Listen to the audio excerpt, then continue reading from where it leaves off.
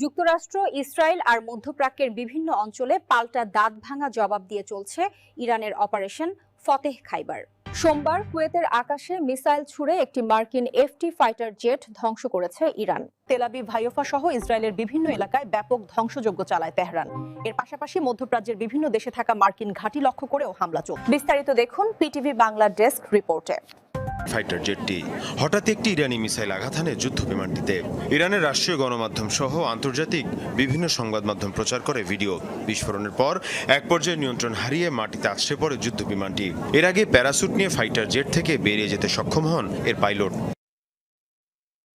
যুক্তরাষ্ট্র ইসরায়েলের হামলার পাল্টা জবাব দিতেই চলছে ইরানের অপারেশন ফতেহ খাইবার। তেল আবিব সহ ইসরায়েলের কৌশলগত বিভিন্ন এলাকায় ব্যাপক ধ্বংসযজ্ঞ চালিয়েছে ইরান। এখন পর্যন্ত ইসরায়েলি ভূখণ্ড লক্ষ্য করে 200-র বেশি মিসাইল ছুড়েছে ইরানি বাহিনী। হাইফা, জেরুজালেম সহ বিভিন্ন এলাকায় দেখা মিলছে এমন ধ্বংসযজ্ঞের। আন্তর্জাতিক বিভিন্ন গণমাধ্যম বলছে ক্ষয়ক্ষতি আর প্রাণহানির তথ্য গোপনের চেষ্টা করছে নেতানিয়াহু প্রশাসন। তবে ইরান এখন পর্যন্ত সবচেয়ে বেশিবার হামলা চালিয়েছে সংযুক্ত আরব আমিরাতে। দেশটি প্রায় 150 মিসাইল আর 200 ড্রোন হামলা চালিয়েছে। মধ্যপ্রাচ্যে ইসরায়েলের অন্যতম ঘনিষ্ঠ মিত্র সবার আগে ইব্রাহিম অ্যাকর্ড স্বাক্ষর করে। অন্যদিকে ইউএইর আল ধাফরা এয়ারওয়েজে রয়েছে মার্কিন F-35 যুদ্ধবিমান, যা ইরানের বিরুদ্ধে হামলায় ব্যবহার হয়েছে। ইরানের প্রথম 2 দিনের হামলার লক্ষ্যবস্তু ছিল মধ্যপ্রাচ্যের বিভিন্ন দেশে থাকা রাডার সিস্টেমের মতো মার্কিন সার্ভেইলেন্স ইকুইপমেন্ট, যেগুলোকে যুক্তরাষ্ট্র এবং ইসরায়েলের জন্য আর্লি ওয়ার্নিং সিস্টেম বলা হয়ে থাকে।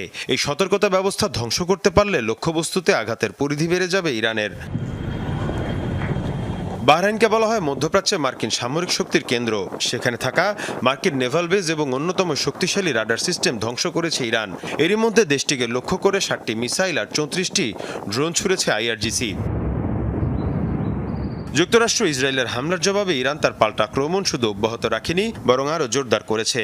সর্বোচ্চ ধর্মীয় নেতা খামেনির মৃত্যুর পর পরিবর্তন আনা হয়েছে যুদ্ধের কৌশলে। যুদ্ধের নেতৃত্বে আনা হয়েছে বিকেন্দ্রীকরণ, অর্থাৎ একটি নির্দিষ্ট কমান্ড সেন্টারের পরিবর্তে বহুমুখী নেতৃত্বে চলছে হামলা, যাতে একটি অংশ ক্ষতিগ্রস্ত হলেও বাকিরা চালিয়ে নিয়ে যেতে পারে লড়াই।